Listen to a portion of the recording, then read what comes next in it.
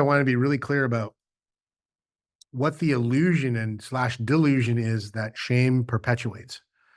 The shame voice perpetuates, right? So that you're really clear on what it's trying to do and why, and you're really clear on how it does it.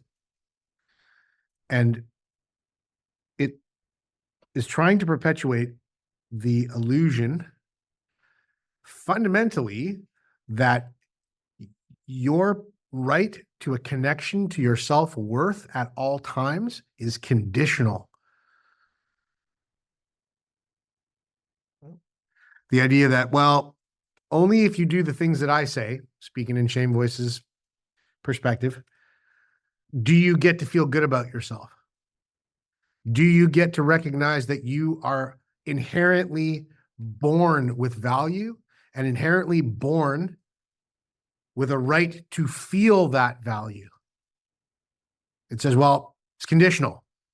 Can't give yourself that permission, and I'm not going to allow yourself to have that permission if you don't do what I tell you, right? That's the conditional part. And it does it in some pretty powerful, impactful, and sometimes sneaky ways, right? The powerful and impactful parts are generally the parts that has it screaming at you, yelling at you, berating you, belittling you, demeaning you, demanding things from you, right?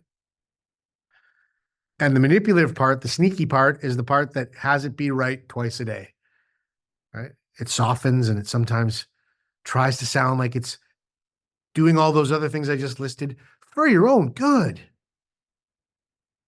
So that's the illusion that the shame voice that we learned to adapt perpetuates.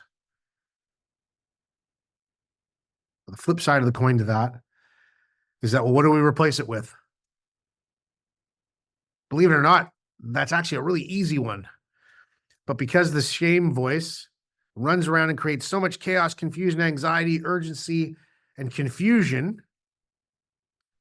it's literally like tearing your home apart while you look for your sunglasses sitting on top of your head. Don't shame me about what we did on the web. I'm hilarious. Hysterical. Keep going. Keep going. The answer, the thing that we replace it with is, if we're going to call this voice that we learned the shame voice, the critic, we're going to call this other thing that we're going to replace it with our true voice. If we want to be even less highfalutin and really casual about it, our cheerleader. And those two voices speak to us very differently. And the mechanism that the true voice uses, funny, it's in the title, is the truth.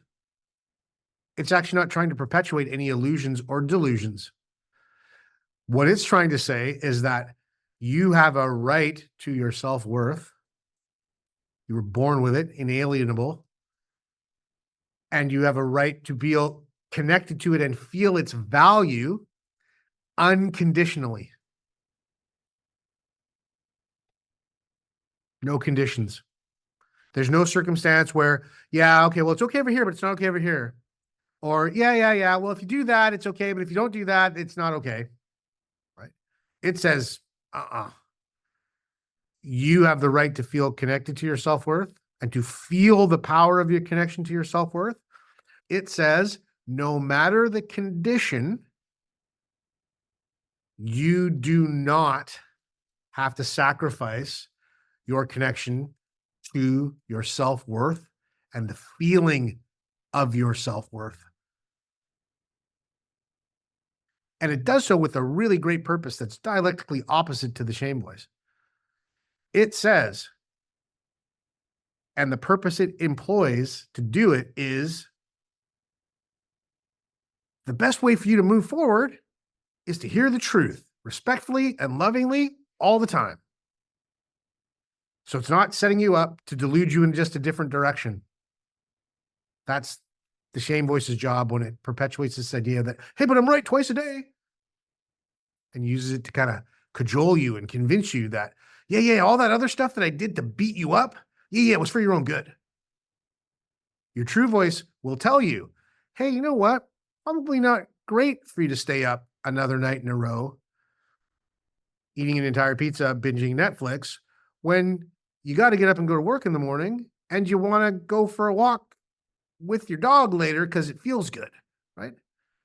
But there's nothing berating or demeaning or belittling about that. Why? Because it's simply and effortlessly and quietly honors the fact that you have the choice.